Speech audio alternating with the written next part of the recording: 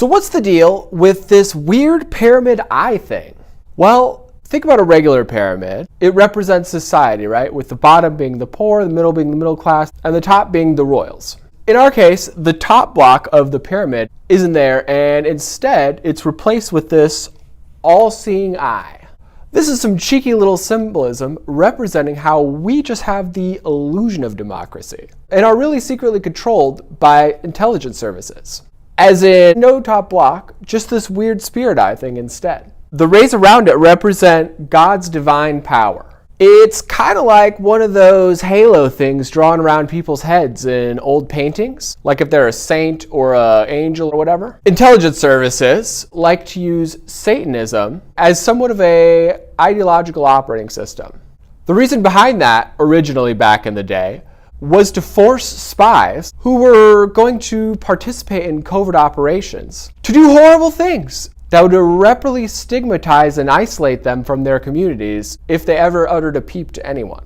It would also help the intelligence services justify the oftentimes heinous acts they would require their underlings and covert operatives to perform. The idea that God allows Satan to run wild because ultimately, he uses the evil that Satan perpetuates to accomplish his big picture plan. That's why spooks and robber barons love using hooky spooky satanic symbology, especially British and American spooks and robber barons. They are the hookiest spookies out there. They like to dress up in druid costumes and hold ceremonies in the woods and stuff. Just ask Anderson Cooper. When he was little, it was like Halloween every day at his house. But I digress. Back to the eye. This eye represents how intelligence services like the CIA secretly control all of us, even in quote-unquote democracies.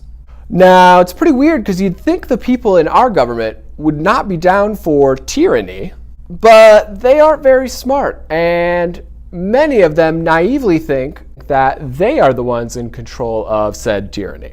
They think that all their pretentious little clubs like CFR, Trilateral Commission, and Bilderberg are who runs the world. But in reality, they're just useful idiots. And the same people who have always run the world still do. Monarchs, they never stopped. The main monarchs that currently run the world are a medieval royal bloodline called House Wettin.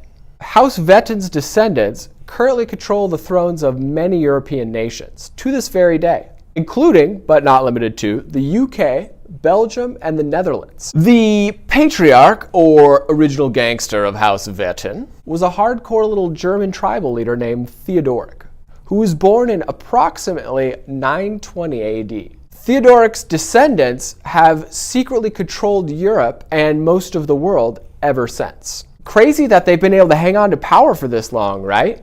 But they didn't do it alone. House Wettin put themselves on the map way back in the day by hijacking the vast networks of spies and assassins installed all around the world by the Byzantine and the Roman empires.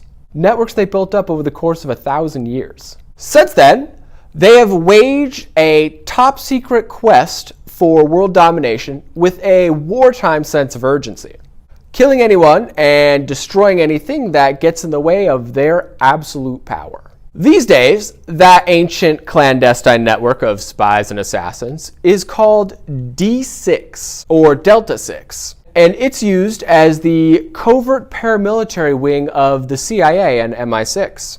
It was established in its current form during World War II when British intelligence came over and created the precursor to the CIA called OSS. The term D6 often confuses people because it actually refers to two things: the human network of spies and assassins and the highest level of classification in the US military. The one reserved for information that would damage the all-sacred relationships we have with our allies like the UK and Saudi Arabia.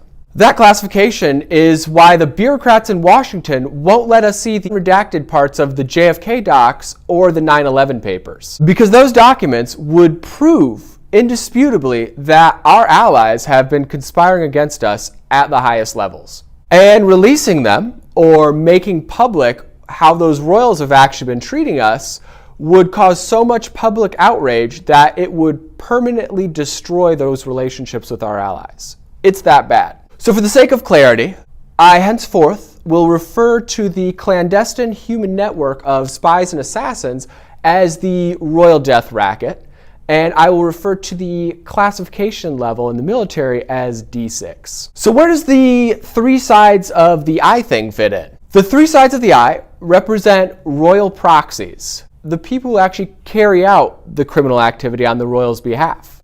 Royals, like Queen Elizabeth II, don't do anything themselves. They are totally worthless human beings. So they outsource all their gangbanging to their robber baron amigos, the Soroses, the Rothschilds, and the Saudis.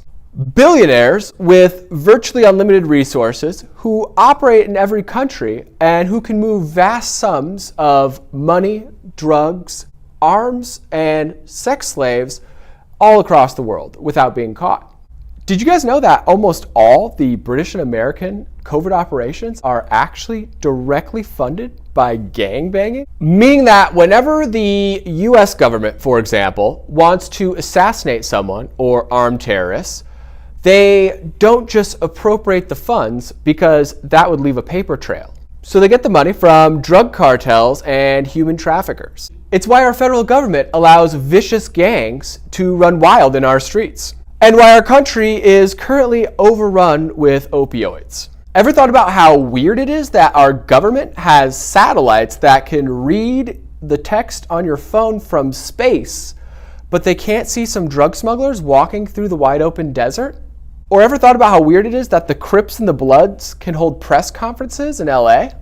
Now, I realize that's quite a claim, but I guarantee you that it's true. And I'll be unpacking that step by step over the next few months on this YouTube channel. So please share this video and subscribe, and I'll see you guys tomorrow. Buenas noches y buena suerte, amigos.